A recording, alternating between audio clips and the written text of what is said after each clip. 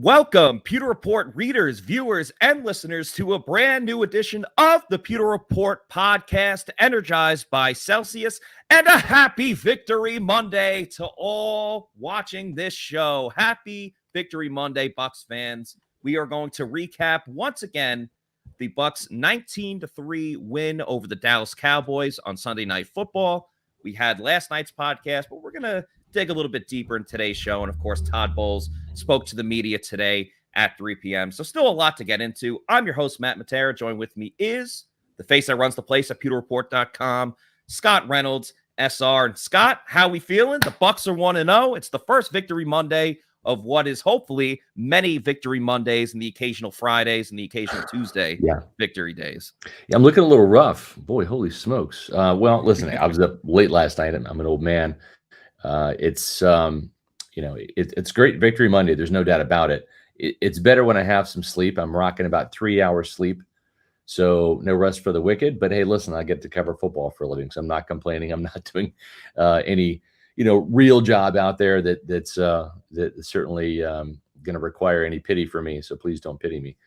I will say this, if not for Celsius, which is the energizing official drink of Pewter Report, I would probably be in a coma. And if it wasn't for age rejuvenation with my testosterone hormone replacement therapy, I'd probably be dead. So without those two, going on 3.5 hours sleep at age 50, I would probably be a goner. But I tell you, folks, this stuff works. If you've heard about us talk about Celsius, and of course you have, we mention every podcast because Celsius is the official sponsor of the Pewter Report Podcast. You got to try one. It works. John Gilmore, Bucs tight end, who was doing our Pewter tailgate show, Pewter Report tailgate show, sponsored by Celsius at Walk-Ons. He tried the Arctic Vibe for the first time. He's like, I've never had a Celsius. I'm like, dude, it's going to change your life. And he was like, wow, man, this is fantastic. And it's a great energy pick-me-up in the morning. It replaces coffee in my life.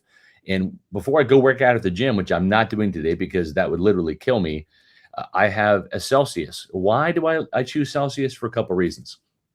7 essential vitamins inside Celsius. It's a healthy energy drink. It's got no sugar, so there's no sugar crash and no preservatives. So it's a healthy, great, essential energy drink.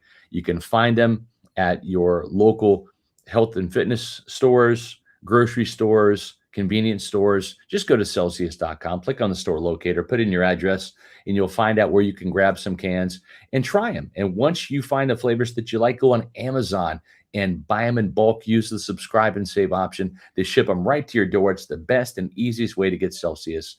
Make sure Celsius is a part of your life. It certainly saved mine today.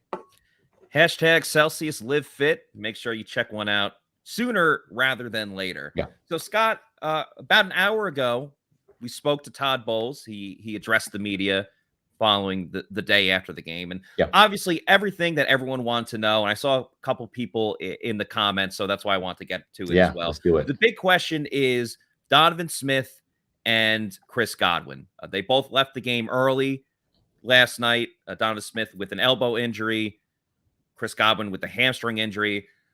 Bowles told us today, and of course, you were reporting it as well in the Bucs Monday mailbag, so make sure you check that out if you haven't read it yet. Donovan Smith has a hyperextended elbow. Yeah, sounds kind of brutal. Like that has to suck to to move around each day with the hyperextended elbow. With that said, it's mostly a pain tolerance type of situation. So there is still a possibility that Donovan Smith could play this Sunday at 1:00 when the Bucs head to New Orleans to take on the Saints in a very pivotal NFC South matchup moving forward. And Donovan Smith has truly been an Iron Man on this team. Now for Chris Godwin, a little bit of good news, bad news type of situation. He has a hamstring strain. So that's the bad news. It sounds like he's going to be out for a couple of weeks. It's all about how he, recovers and how he rehabs it and whatever it may be. But the good news is that there's no injury to his knee. Obviously, he's coming off of that torn ACL injury. That's right. No structural damage with the knee. It is a hamstring injury. We are well versed in the history of the hamstring injuries with not just Chris Godwin, but the Bucs wide receivers in general. You can go It's back their favorite to, injury. It It's is their the favorite injury injury. du jour every day in Tampa when it comes to wide receivers. It's always the hamstring. And listen, it's not, I answered this in the Bucs Monday mailbag. It's nothing to do with the training. This injury here, if you look at how, I don't have a picture of it. Cliff Welch took some amazing pictures, but he took kind of a weird, well, first of all, he had to go down low and catch the ball. And then he took kind of a weird step. And I just think it kind of tweaked the hamstring. It wasn't like a really bad hamstring. You could just see him wince a little bit and kind of limp off. The Bucs didn't need him. It was fine. He carried on.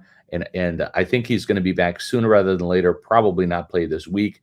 But I do believe Godwin is going to be back quicker than people think. It just didn't look like it was a serious hamstring injury, and they wanted to take some precautions. Why you saw so many hamstring injuries in training camp to Rashad Perryman, to Russell Gage, to Mike Evans. Well, Evans always gets his hamstring injured in training camp. But the thing is Florida is such a hot and humid tropical climate that the hydration that's needed to practice out here as a professional athlete is just, it's just on par. We saw Robert Hainsey, starting center, cramp up against the Dolphins. So these receivers, they take a bunch of fluid in and they try their best, but it's just one of those things that happens. So a lot of times these injuries happen in Tampa. We saw Mike Evans back in 2019, Bruce Arians' first year, catch a touchdown against the Colts and pull a hamstring. He's out for the year. So it's just something that goes with the territory with this climate. Chris Godwin's injury, though, had nothing to do with the climate. And I don't think that it was as severe as some of these other hamstrings we've seen happen during the Bucs receivers in training camp. Do we blame Tom Brady for throwing such a low ball that may have factored into the hamstring injury? Yeah, it's all on Tom Brady. We do have a super chat here. We have one from Mr. Bucs Nation. Thank you so much, Mr. Bucs Nation. We have one here from Giovanni, $5 super chat. Thank you very much. And if you guys super chat us, we will make sure we get to your question ASAP. So thank you for everyone that super chats us. Giovanni says, O-line looked well in the run game, can be better pass blocking, but if the D can play like that, Bucs will do great things. The O with Brady will be fine. I agree with pretty much everything you said. I mean, this looked like a team that won last night. It looked like they had a defensive coach because they ran the ball. There's a lot of ground and pound. It was play great defense. They ran the ball. They had one turnover. But yeah, I'm in full agreement.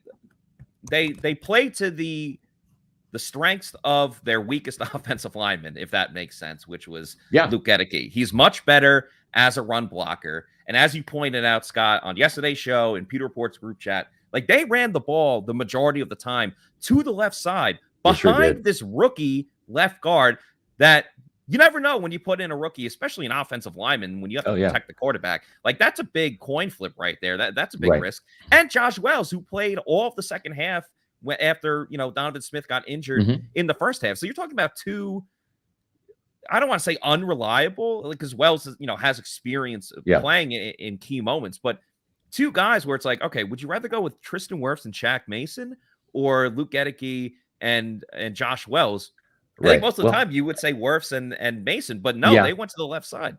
They did for a couple of reasons. Number one, because if you're going to face Micah Parsons, you want to face him as a tackling linebacker, not as a pass rushing linebacker or edge rusher, right? Because that Micah Parsons is dangerous. Got the Buccaneers, Tom Brady twice on third down last night. And so I think that what they wanted to do is, okay, if you're going to line up Micah Parsons at the right outside linebacker spot, or that right defensive end spot, or put him in the B gap against Gedeke, we're going to run the ball, and we're going to make him tackle rather than pin his ears back and come after Brady. And also, too, I think same thing with Osa Odigizua. When you look at Luke Gedeke going up against Odigizua, that was a matchup where Odigizua won that a couple times due to quickness, but just go right at the guy. He's 6'2", 280 pounds. Same thing with Dorrance Armstrong, who played defensive end opposite Donovan Smith and Josh Wells and Terrell Basham, too, who also got hurt in the game. All those guys are undersized. So the Buccaneers did the smart thing and play to their strength, which is running the ball, because Luke Gedeke is not that great of a pass protector. I didn't have time to put up a graphic and create it, but I did put it in my 2-point conversion column, which just went up. I put it in the chat. Just listen to me here and heed the words of wisdom from Pro Football Focus. Not the gospel when it comes to offensive line grades, but certainly a credible outlet. At least they try to dish out grades. So Robert Hainsey's run blocking grade last night was 72.6. His pass blocking grade, 36.8. Gedeke's run blocking grade, 66.7. His pass blocking grade, 31.8. Josh Wells's run blocking grade, 80.6. His pass blocking grade, 59.3. Donovan Smith's run blocking grade before he went out early in the second quarter, maybe it was the late part of the first, 83.3. And Donovan Smith's pass blocking grade, remember he gave up the sack, 5.4.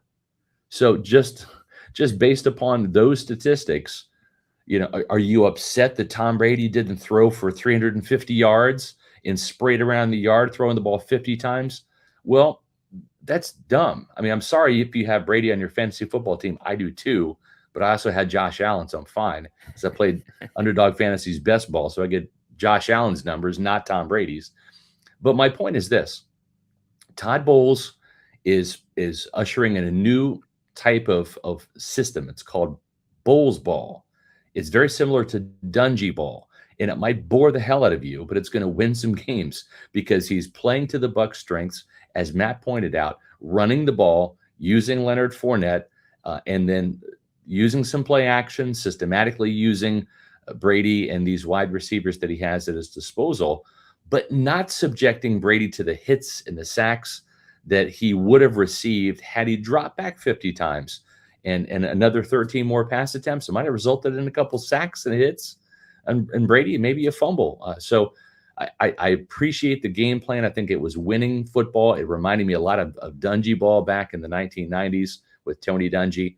And Todd Bowles is an old school coach. And I don't think we're going to see the Bucs average 30, 31 points per game. I don't think you're going to see Tom Brady throwing for over 5,000 yards this year. But I wouldn't be surprised if this team gets a win over the Saints and gets a win maybe over the Rams this year because they're more balanced on offense.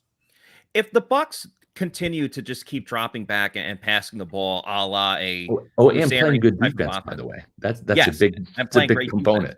Defense. Yes. But if the Bucs continue to keep dropping back and slinging it around, they probably still could have held on to win the game, but it would have been razor thin. It would have been very close. Brady would have gotten eaten alive just by the way that the pass blocking was going.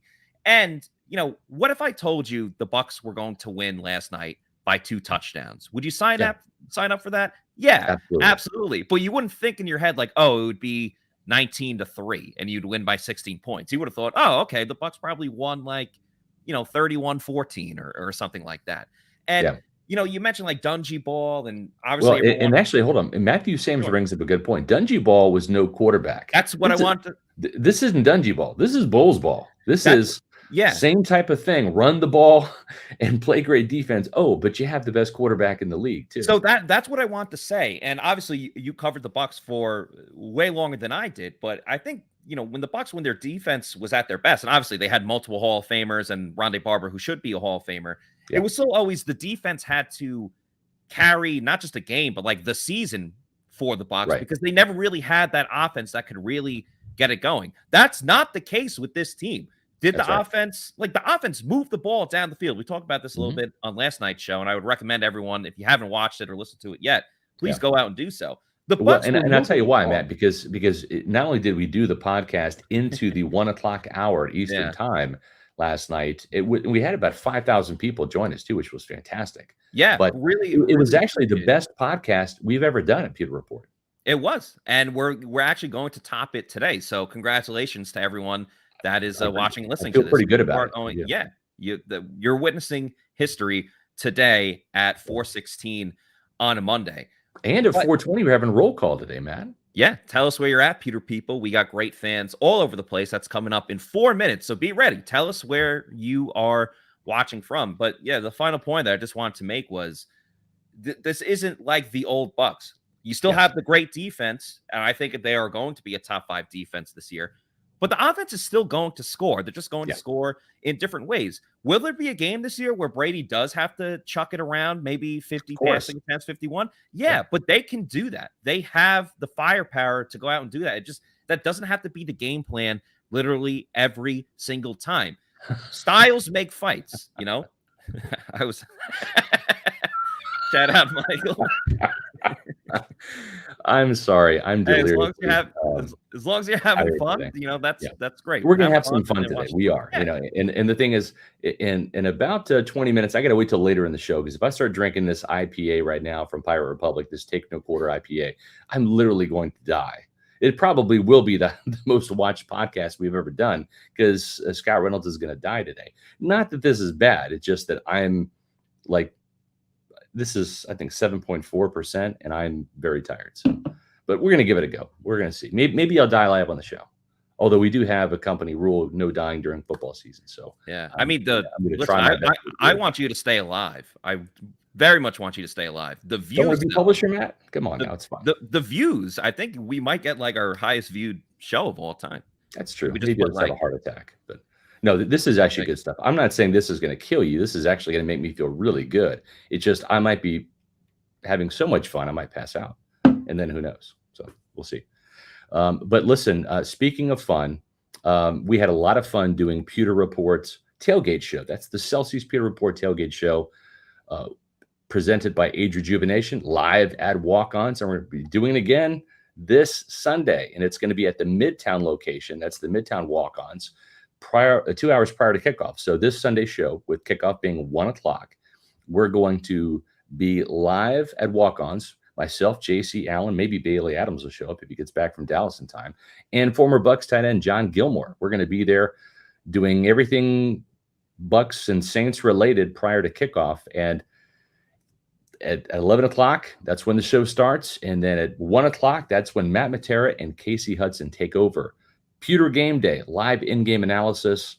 Have not had a chance to watch the show because I was doing the pregame show and then racing back home to cover the Bucs game. But I heard nothing but rave reviews for you and Casey. Can't wait to watch that show probably later tonight or tomorrow.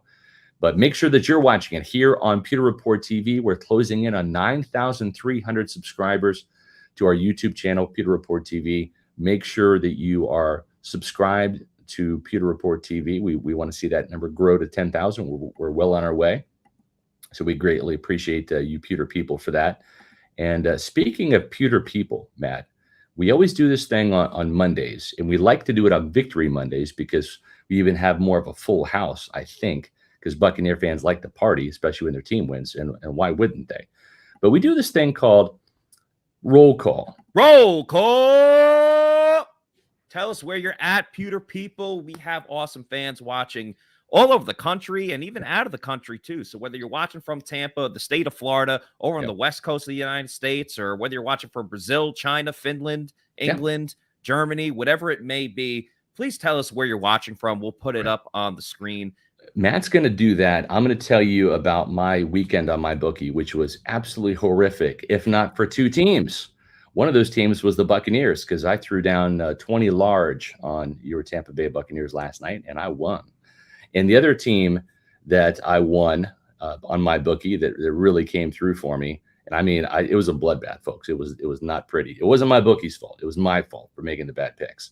But the other team that made me really happy with the win was my Kansas State Wildcats. That's right. On Emaw. That means every man a Wildcat. And what was significant about this was not the fact that I won $20, but the fact that I also won some barbecue, because I won my bet with none other than the most handsome quarterback in Tampa Bay, Blaine Gabbert. That's right. Blaine Gabbert owes me some barbecue, and I can't wait. We're going to have a barbecue dinner, probably talk a little football, but he's a Midwestern guy. I'm a Midwestern guy. We always like barbecue. So we're going to have this, and I'll probably wear some purple to rub it in Blaine's face that the K-State won. Interesting fun fact, though, for Blaine, that he was undefeated against Kansas State when he was the quarterback there. And, of course, bringing this full circle back to the Buccaneers, Blaine Gabbert is undefeated Actually, the Buccaneers are undefeated when Blaine Gabbert plays in the game. That was last year. So I think the Buccaneers, they were lucky to win last night since they didn't play Blaine. But last year, I want to say they were 6-0, Matt. Does that sound right? 6-0 when Blaine played last year? They were undefeated. I can guarantee you that when Blaine Gabbert played. Yeah. So a nice rebound win for me, my bookie, with the Buccaneers coming through last night. I get a hard time picking the Bucs against the Saints, though. I just do. And we're going to have our predictions later in the week, but something has to change for me to not pick the Saints. I've just picked the Saints to lose too many times. I just thought this is going to be the time when the Bucs finally snap their record. They've lost 4 in a row. They're going to snap the streak, and then they would lose. Well, this is it. This is like, come on, 6 games in a row. This is going to be the game. This Sunday night game at home is going to be the game. Nope, it wouldn't. All right. That was the case. It's 7. It's 7 now, folks. You've got to show me, Tampa Bay. You got to show me that you can beat these guys for me to pick you. And so, you know what? I would be happy to be wrong. You guys would love it. The team would love it if they finally snap the streak. I'm sick and tired of talking about it, but I just can't pick the Buccaneers to beat the Saints until they do it. And that little win, that was a big win in the playoffs, doesn't count because it doesn't count for this regular season streak. It counted in 2020. It was the best win of them all. It was the best game of them all from a Bucs perspective, but they just got to do it before I can pick against them. That's how I felt last year. I was like, all right, like this is the time that they beat the Saints. This is the year that they're going to do it in the regular season. And like they were most equipped, especially in that Sunday night game. You had Taysom Hill as the quarterback. Like this seemed like it was going to be a win for the Bucs, and just didn't happen again. So I'm kind of with you. It's like you have to prove it to me at this point. There was a lot of times last year where picking Bucs games, even if it was a good opponent, I was like, all right, well, the Bucs are the defending champs, and to be the man, you got to beat the man. So got to give you the benefit of the doubt with the Bucs. And another opponent that they play this year that they've struggled with the past couple seasons is the Rams. And I know the Rams look pitiful, on opening night against the Buffalo Bills. But I'm just going to say one thing real quick. And I'm going to pull a Mark Cook and just be Captain Interruption. Nah, do it up. Here's the thing, folks. You got to understand, week 1 in the NFL is the most effed up, crazy, whacked out week. You're going to see more wacky shit in week 1 than you are in any other week. Okay. Remember last year? What happened last year, right? The Saints in Jacksonville crushed the Packers. 38-3? Jameis Winston had 5 touchdowns. Yeah. And it looked like Aaron Rodgers and the Packers were just doomed. Okay, fast forward to the end of the year. If my memory serves me correctly, Jameis was on IR. The Saints were 9-8 and missed the playoffs. That ended up being Sean Payton's last year in New Orleans. And the Packers rebounded to 13-4 and had the top seed in the NFC. So before you get ready to bury the Rams or the Packers or anybody else, just know it's week 1. It's the most overreactive week that there is. Yeah. I think the only real takeaways that we can take from yesterday's week in conclusion, and I guess it concludes tonight, but I'm just saying the Sunday slate of games is this. This play right here just killed the Cowboys season. That's Shaq Barrett messing up Dak Prescott's hand. The Cowboys are dead. You can bury them. If you're the Eagles, you probably need to send Shaq Barrett a thank you card because you just handed the Eagles, or maybe it's the Giants. Maybe it's Brian Daboll and the Giants. Who knows? But it's not going to be the Cowboys winning the NFC East this year. It's just not. So we can take that to the bank. Okay. That's the fact. They're done. And the other thing that you can always rely on is the Falcons choking. They're the best at it.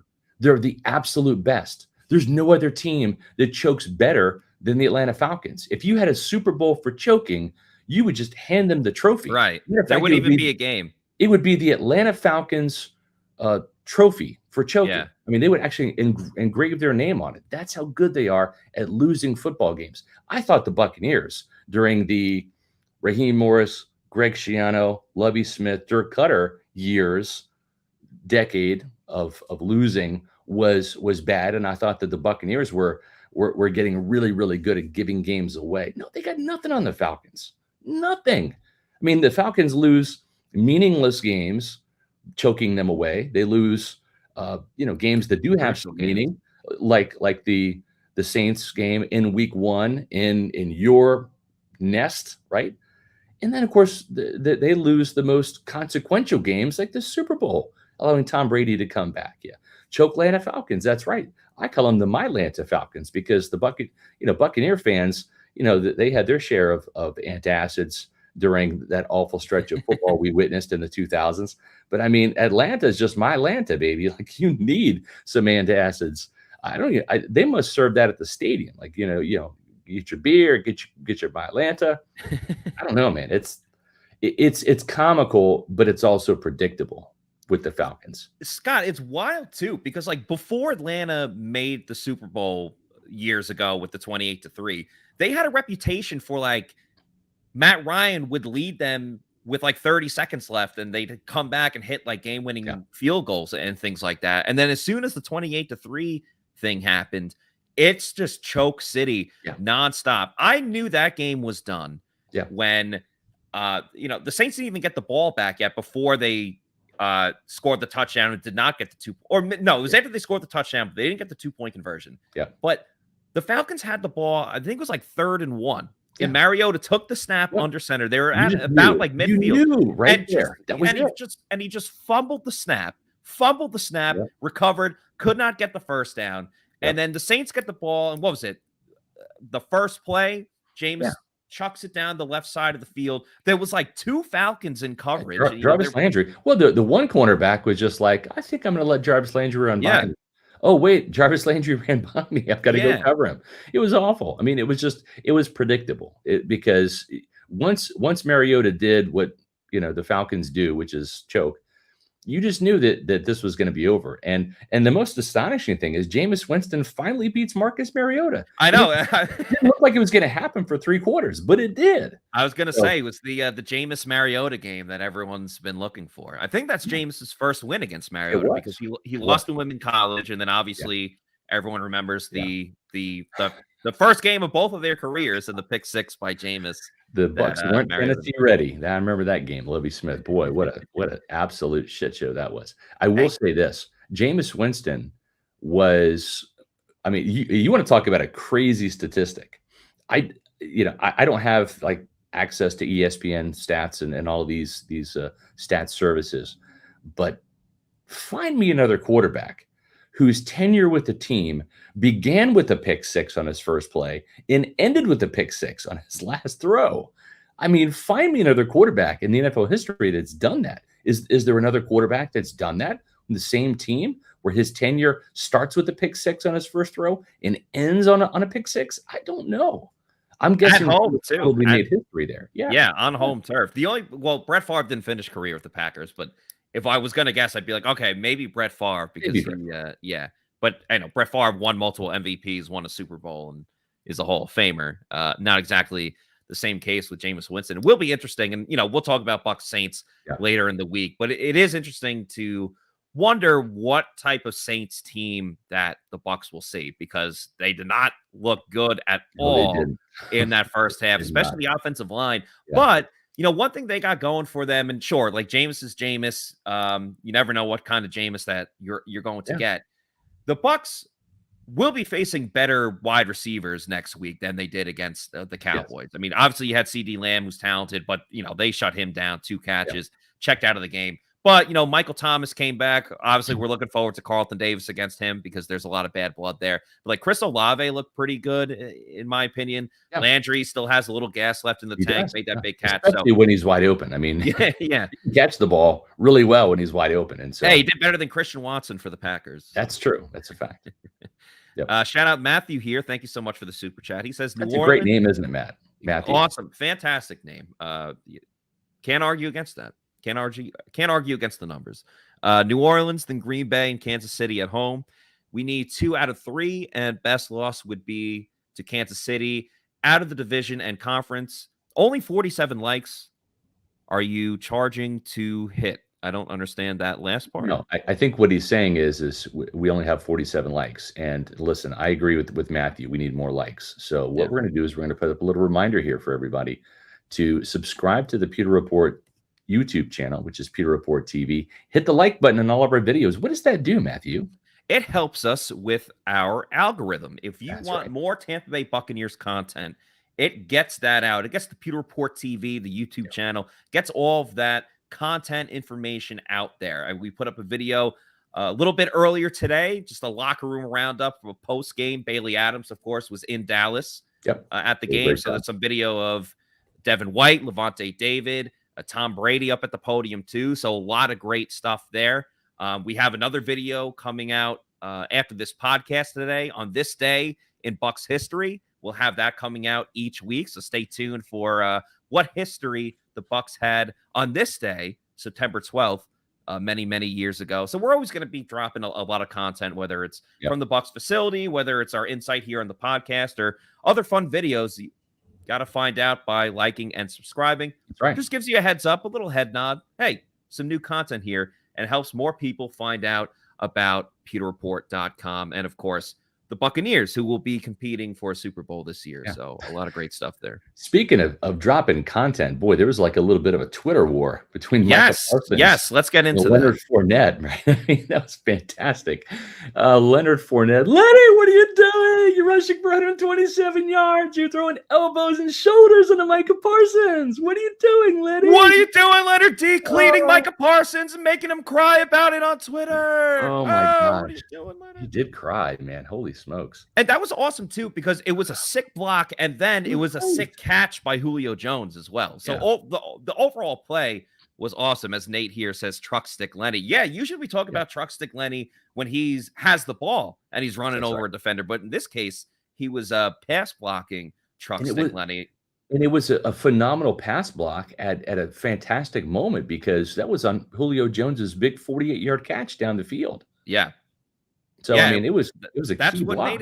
That's what made it so much fun. Is it was a perfectly executed block, and it was a big play down the field that ended up leading to a field goal for the Tampa Bay Buccaneers. And that's actually something that we talked about. We'll get to Leonard right after this, but that's something that we talked about, where the Bucs weren't going to be as vertical down the field because of the shaky pass blocking or whatever it may be, but they are still going to take their shots, and that obviously was the big play passing while game for the Bucs was deep ball to Julio Jones. They tried one later in the game to Julio as well, went incomplete, but the whole play was a great microcosm for just smash mouth football and just football being back in general, because football is the best. But Micah Parsons was pretty upset with this after first of all, his tweet was very odd, because he had multiple cuss words in there, but he said ass, but he said AS and then a star next to that. But when he said SHIT, he just completely spelled it, did not put a star in there as well, and then had another choice word for Leonard Fournette. And then who was it? I think it was Von Miller also tweeted about the play and was saying that this should be taken out of the game and blah, blah, blah. You're a defensive player, man. That's embarrassing. It just is. It's embarrassing. You're a defensive player, okay? If you're a quarterback, if you're an offensive player, and you're crying about getting hit across the middle, that's one thing, right? I mean, they've legislated the John Lynch safety position out of the NFL because of all of the crying about wide receivers like Torrey Holt going across the middle in 1999 and getting knocked out. Yeah. And so they changed that to protect the players. Okay, that's all well and good. But you're a defensive player, man. Come on, get some stones. That's just ridiculous. And someone on Twitter had a good point too. It's like, all right, well, should they outlaw blindside tackles on the quarterback if you're on the quarterback's blind side? Like, you can't. Listen, the fact of the matter is, Micah Parsons got on that play. Like, sure, he was looking the other direction, but it was just a great block by Leonard Fournette. And you know what? Micah Parsons had a sick game. He had 2 sacks. He looked like the stud player that he is. And I think it's absolutely ridiculous too that he's crying about this on Twitter, and then a second later he's like, "You guys are funny. Like, I'm just having fun. It's not that big of a deal, whatever it is." Like, dude, you're the one that brought it up and was complaining about it. Right. Listen, the internet moves so freaking fast.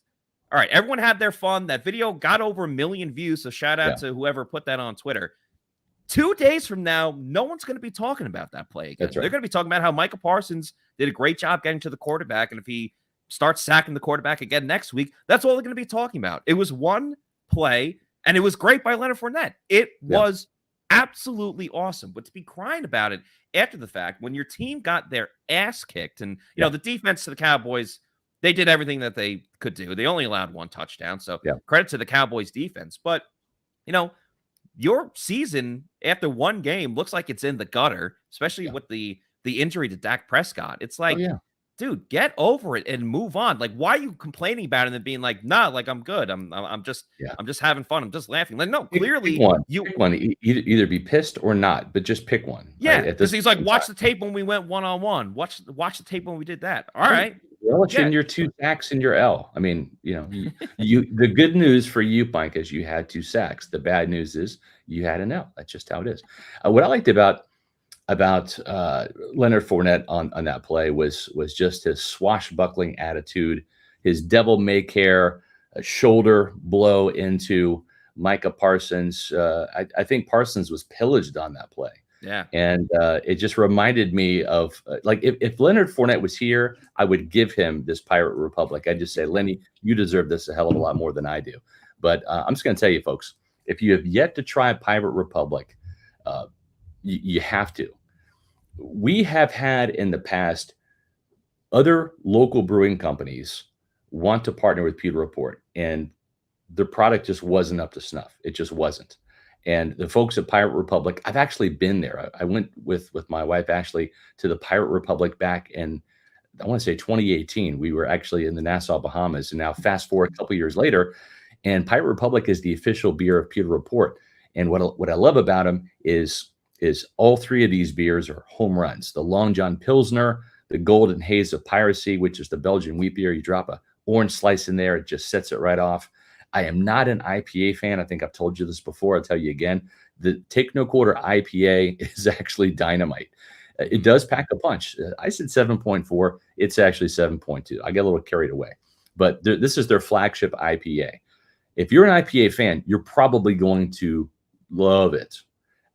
I really like it. I'm really coming around, not just to all IPAs, but to this one. It's their flagship IPA. It's the Vienna and caramel malts they provide, their rich backbone. As the Amarillo, the Centennial, and the Cascade hops come to the forefront, citrus, pine, grapefruit flavors. They're really bringing the taste, dry hopped with Pacific Jade to add notes of blackberry and pepper for aroma. Folks, Pirate Republic just hits different. It really does.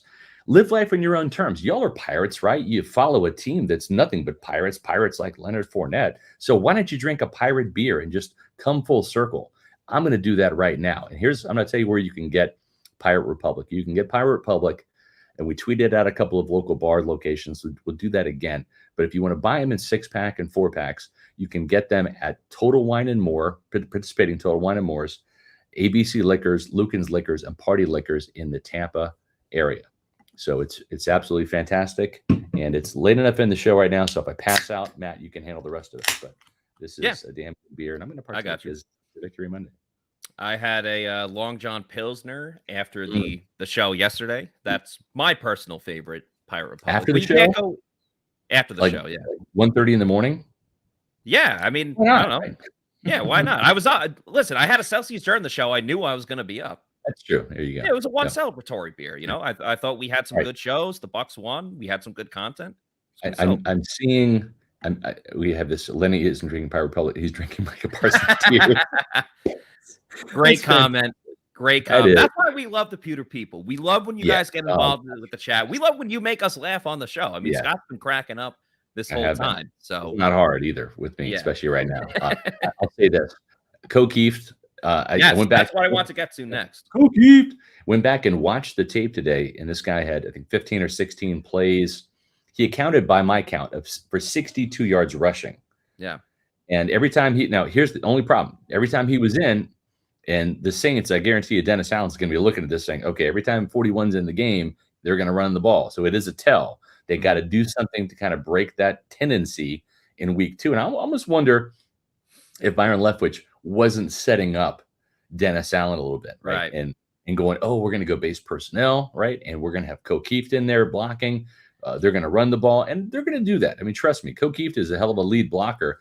He was one of the lead blocking tight ends on Leonard Fournette's 17-yard run, the first one, and also on that 12-yard end around by Julio Jones. So Keefe was a fantastic blocker in this game. And I just wonder, though, Matt, if in week 2 they come out in some personnel packages that have Keefe and they pass the ball trying to catch the Saints, watching that film and studying it and saying, that dude's in there 15, 16 times. Every time 41's in there, they run the ball. That's a key. That's a tell. And then all of a sudden, Tom Brady comes out and slings the ball over the yard. Yeah, at some point, you have to mix it up or it becomes too obvious. I think if you go all the way back to the Wildcat or the Saints running it with Taysom Hill, there was a long time all Taysom Hill did was run the ball. So teams would key in on that, and then he started passing it. So it's a little bit different. Obviously, Keefe isn't a quarterback by any means. Yeah. But I was so surprised, Scott, when I was going through the snap counts earlier today and doing the snap count analysis. I saw the 16 snaps, and I had to do a double take because it felt like he was on the field much more than that. I mean, if you want to talk about an impactful 16 snaps, he got him a bang for his buck every single time he was on the field. I mean, he did a great job getting to that second level, going after Leighton Vander Esch or, taking on a defensive lineman. I think this is going to happen. I think Keefe's going to catch his first pass against the Saints.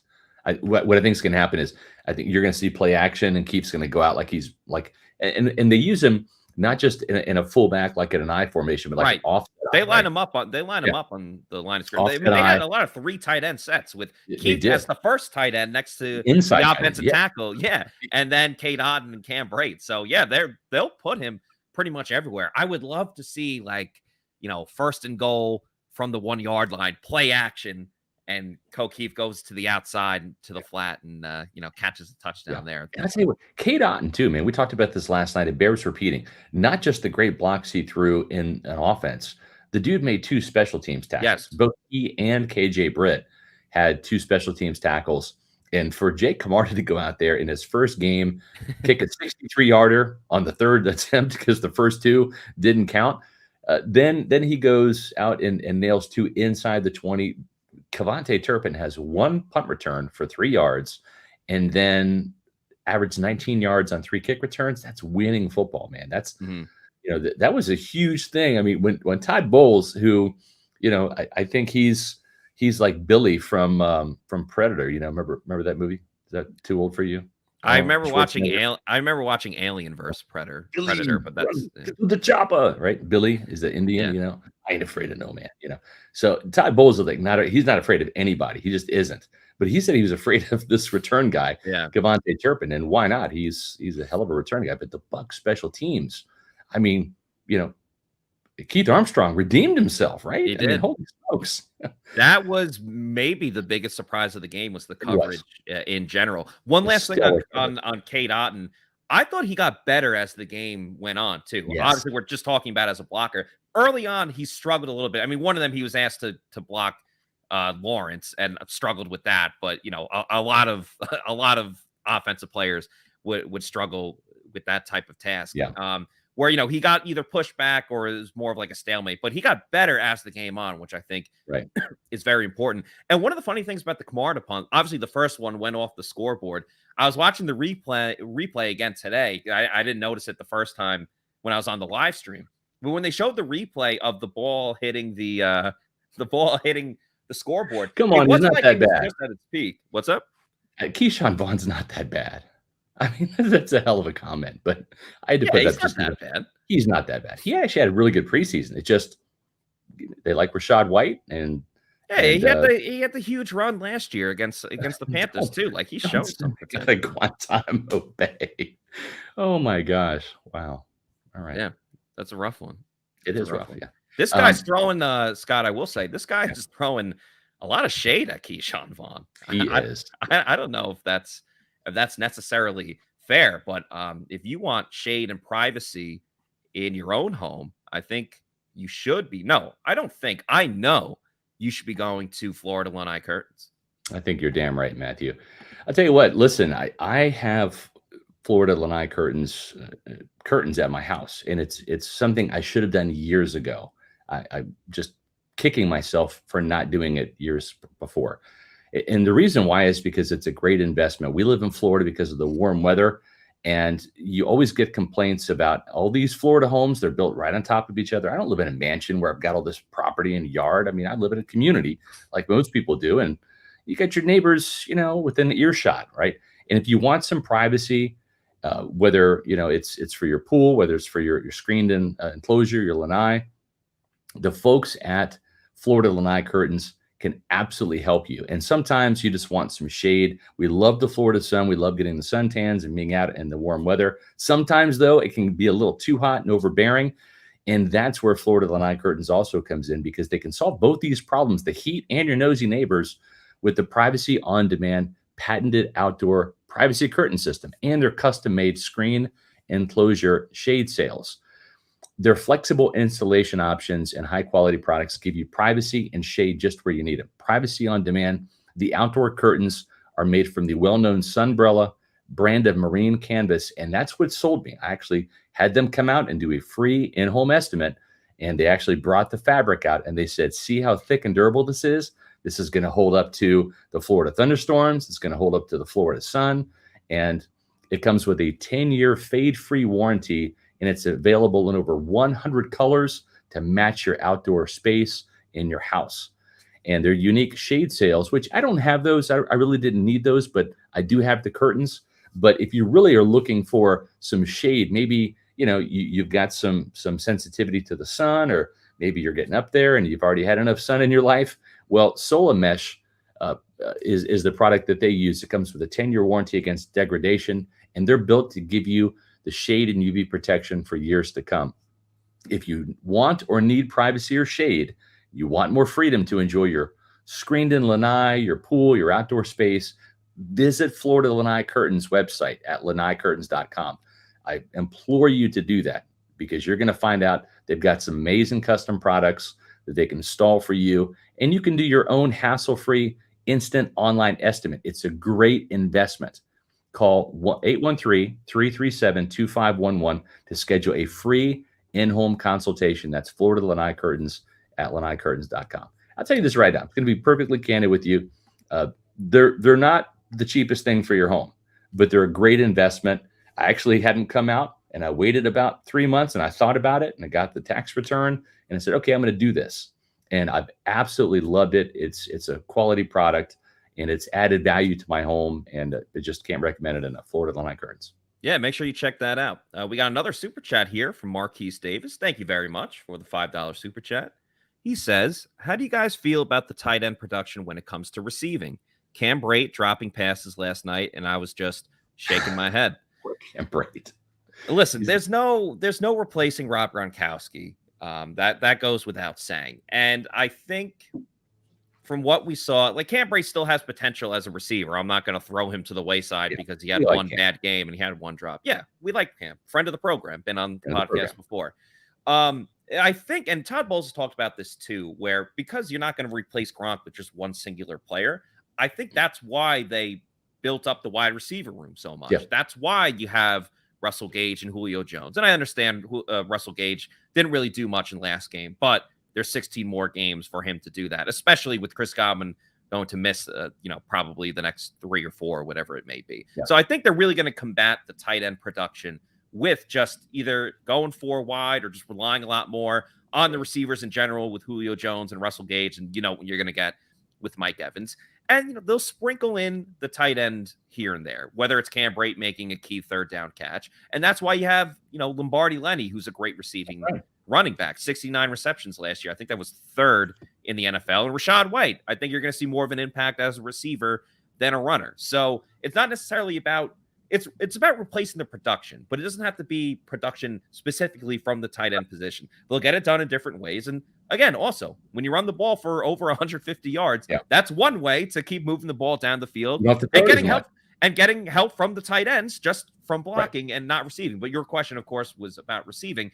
It's all about the other players that they added, not necessarily getting the production from one tight end in specific. Sooner rather than later, Cade Otton is going to be the starting tight end. It's going to happen this year. I mean, they like what this kid can do. He's playing more than O'Keefe. So as much as you like O'Keefe, and I get it, he's become a little bit of a cult hero in Tampa, and well-deserved. But this kid, Cade Otton, he's a player. Number 88 there on your program. This guy is tenacious. He needs to work on his technique a little bit. He's only going to get better as he hits the weight room on the NFL level and gets a little stronger. But this kid is tenacious. He wants it. He wants to be great. He's got a great football IQ. He's already developing a rapport with Brady. We've seen that in practice behind the scenes, Matt. It's only a matter of time. And you saw him even in that Tennessee game. He caught a big pass. No, it was the Colts game. Caught a big pass from Blaine Gabbert, most handsome quarterback in Tampa. And I think that he's going to end up overtaking Cam Brate as that number one tight end. And we've already seen, and Matt, you and I talked about it. Kyle Rudolph was not impressive in training camp. No. He's strictly a depth piece. He is not the old Kyle Rudolph from the Minnesota Vikings days. This guy is slow, has a hard time catching the ball, can't do much with it when he does catch the ball. I think he is an emergency blocking tight end. You saw the fact that he was not dressed on Sunday night. He was inactive, so they went with both rookies and Cam Brate. And I think that's partly because he can't play special teams either. Cade Otton played 12 reps on special teams and was the leader in terms of snap counts at the special teams position. And also O'Keefe can play on special teams too. Both those guys can run. Old man Rudolph can't. But it's good to have him in case you need him. If there's an injury to one of those other tight ends, then you plug in an experienced guy, I guess. But it didn't come as a shock to me that Rudolph was inactive last night. Yeah, I was asked right before this show started. I was on Beckles and Retro, and they were asking me about Kyle Rudolph. And I essentially said, he's an insurance policy at this point. When you brought him in, you thought maybe he could do something. But then Cade Otton just impressed everybody in training camp in the preseason. And you mentioned like what he did on special teams. They were productive special team snaps. It wasn't like he was just a body out there. He made the 2 tackles. He made impact plays. So Cade Otton, a great start. And I do think the receiving, it will come along as the season goes. You're not going to see a finished product in one game of the season. As we talked about, week 1's crazy. There's so many different stuff going on.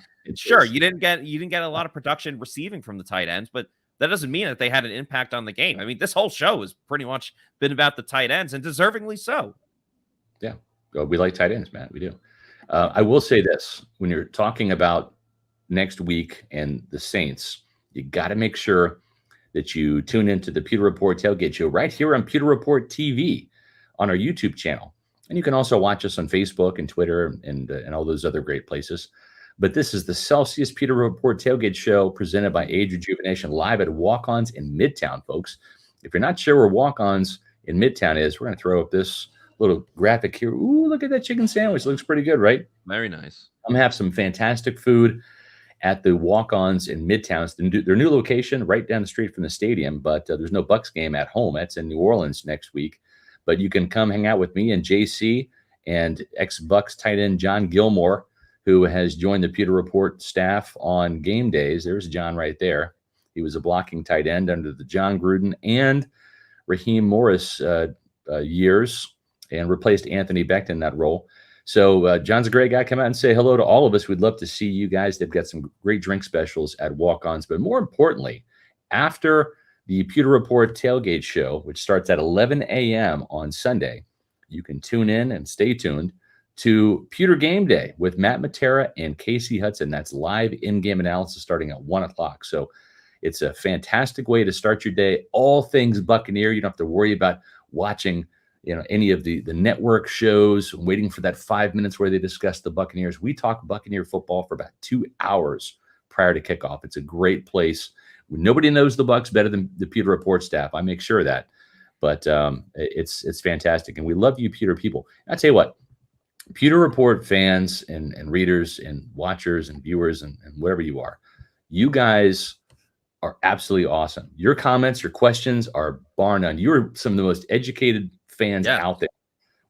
And we're proud that you choose the Pewter Report podcast to watch, and Pewter Report Tailgate and Pewter Report Game Day are fantastic options for you. If you like the Pewter Report podcast, tune in to our show on Sunday and check us out.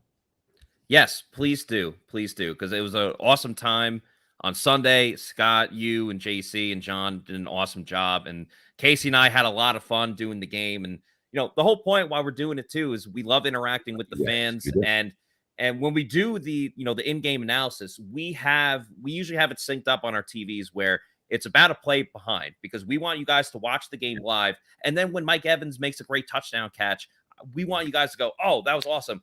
Now I can't wait to see Matt and Casey's reaction to it, or whatever it may be. So that's exactly why we do these live streams. You mean something like that? Yeah. Yeah. I think it was Tom Brady said put that in the Louvre. Yeah, the Louvre. I don't know how you say it. Louvre. I've heard the Louvre. I've never actually said it. It's the Louvre, Matthew. Louvre. And just a programming note for everyone. So now that we're in season, a majority of the Bucs games are on Sundays, and they have the Thursday night game against the Ravens. They have the Monday night game against the Saints later on. Obviously, they play Saints this Sunday. But when the games are on Sunday, we're gonna have the shows on Monday. Bucs have an off day on Tuesday, so there's no podcast that day.